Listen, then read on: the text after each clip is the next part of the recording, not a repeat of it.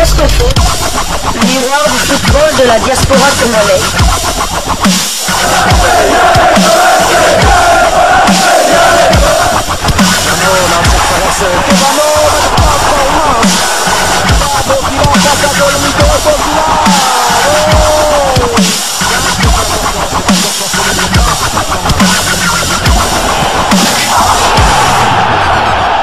Diascofoot, le miroir du football de la diaspora congolaise. Vous êtes sur Diascofoot, le miroir du football de la diaspora congolaise. Diascofoot vous dit bonjour, tout le plaisir est pour nous de vous retrouver, mais surtout de savoir que vous êtes nombreux en train de suivre votre chaîne YouTube dédiée uniquement aux footballeurs de la diaspora congolaise.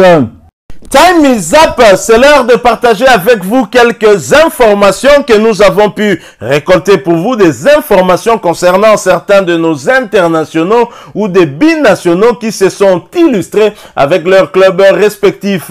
Et pour le numéro d'aujourd'hui, nous allons le débuter du côté de la Super League Suisse, championnat suisse de première division, où l'international congolais Meshak Elia et son club de Young Boys de Berne foncent tout droit vers le sacre. Le titre en fin de saison pour Meshak, cette question vaut bien son pesant d'or, d'autant que les choses semblent plutôt très bien marcher pour l'international congolais, ses coéquipiers. Plus que jamais candidat pour le titre, Young Boys de Berne s'est imposé devant Grasshoppers sur le score de 2-0 dans la soirée du lundi 10 avril 2023, et cela en match comptant pour la 27e journée de la Super League Suisse.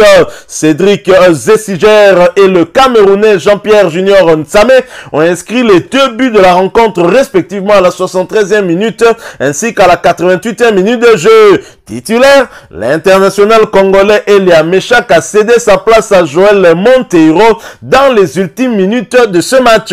Grâce à cette victoire à domicile, les Young Boys de Berne survolent le championnat avec 57 points. À 9 journées du terme, ils comptent donc 17 points d'avance sur leur poursuivant direct, le Servette de Genève. Meshak Elia et ses coéquipiers vont se déplacer sur la pelouse du FC Ba le dimanche 16 avril prochain sous le coup de 15h30 heure de Kinshasa. Toujours en première division suisse, Shadrack Akolo sauve Sengal. Buteur sur penalty à la 95e minute. L'international congolais Shadrack Akolo permet à Sengal d'arracher le nul sur la pelouse de Lugano. Il s'agit de son 11e but de la saison, toute compétition confondue. Nous quittons la Suisse. Nous nous dirigeons cette fois vers l'Angleterre en 2e division, en Championship, où Pelirudok Mpanzu voit double. Luton Town renverse Blackpool. En match comptant pour la 41e journée de Championship, championnat anglais de 2e division, le milieu défensif congolais a brillé avec un magnifique doublé permettant à son club de renverser Blackpool, surtout de rester à la lutte pour une montée en première ligue. Score final 3-1. Mené sur sa pelouse depuis la 29e minute, Luton Town a fait un excellent comeback. D'abord, Pelirudok Mpanzu égalisé à quelques secondes de la pause sur un service de Carlton Morris. En deuxième période, Carlton Morris va donner l'avantage à son équipe à la 72e minute.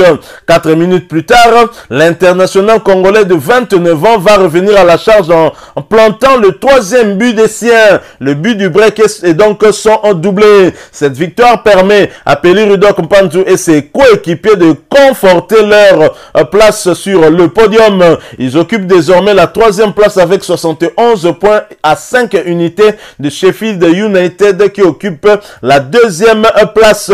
Nous restons toujours en Championship où l'objectif du titre pour Samuel Bastien et Burnley, après avoir officiellement validé leur montée en Première Ligue, Burnley vise désormais le titre de champion en Championship.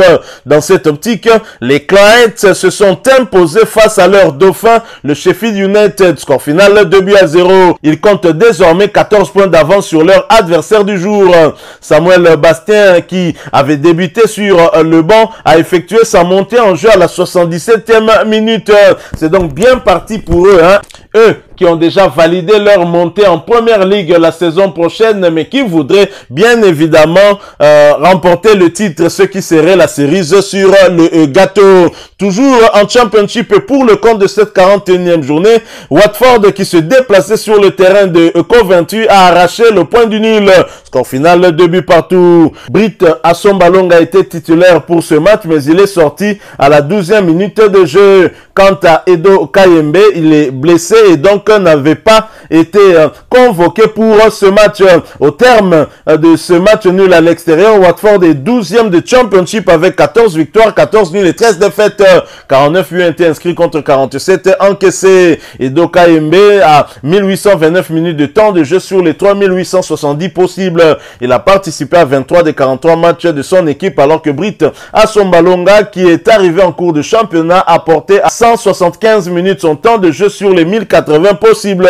Il a donc participé à 11 des 12 matchs de son équipe avec à la clé 2 buts inscrits. Prochain rendez-vous pour Watford, ce sera pour le compte de la 42e journée et la réception de Bristol City. Ce match est prévu pour le samedi 15 avril 2023 sous le coup de 15h heure de Kinshasa. Nous quittons l'Angleterre et sa deuxième division. Nous nous dirigeons tout droit vers Malte, mais nous y allons après cette courte pause.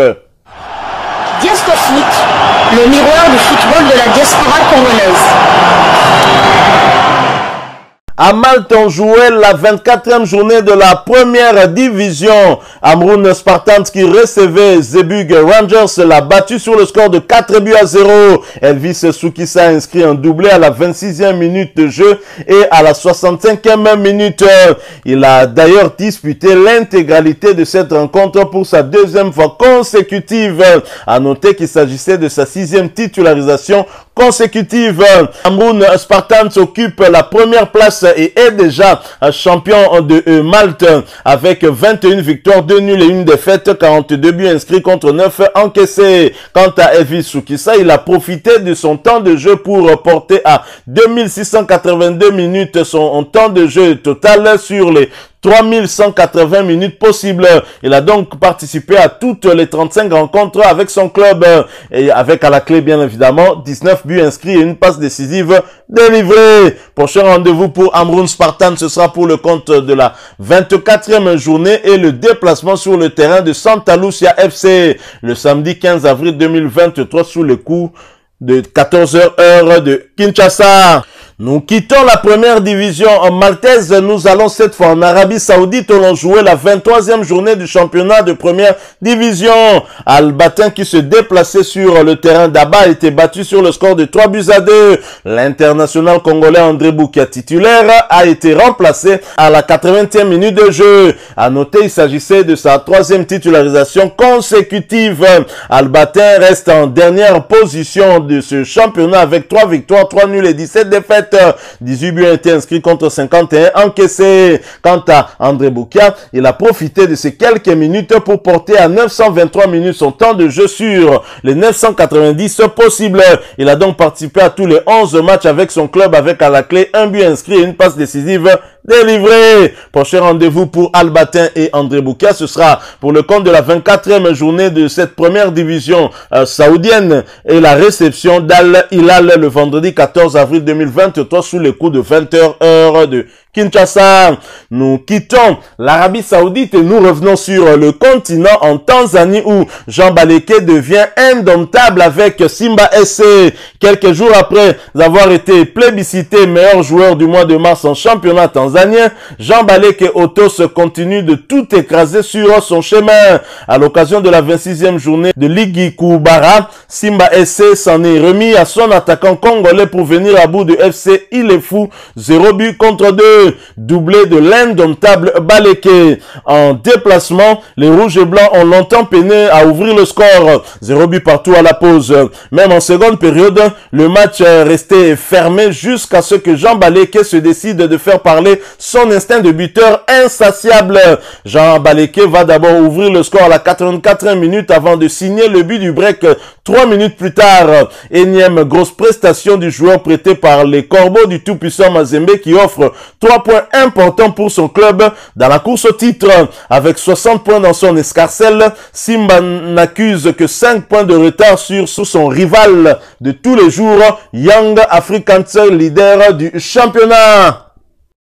Voilà, nous sommes arrivés à la fin de ce sujet. Si vous l'avez aimé, n'hésitez pas à nous laisser un maximum de j'aime. N'hésitez pas non plus à partager avec nous votre opinion. Si vous en avez une par rapport au sujet que nous venons de vous proposer, laissez-la nous à travers un commentaire. Abonnez-vous si vous êtes nouveau ou ancien que vous ne vous êtes pas encore abonné sur cette chaîne Diasco Foot parce que nous sommes le miroir du football de la diaspora congolaise. Et n'oubliez pas qu'en vous abonnant apparaîtra une petite cloche de notification. Cliquez dessus pour ne plus rien manquer des prochaines vidéos que nous allons vous proposer. Encore une fois, merci à vous, avec espoir de vous retrouver très bientôt avec un autre sujet d'actualité. En attendant, portez-vous bien et Diasco Foot vous dit au revoir.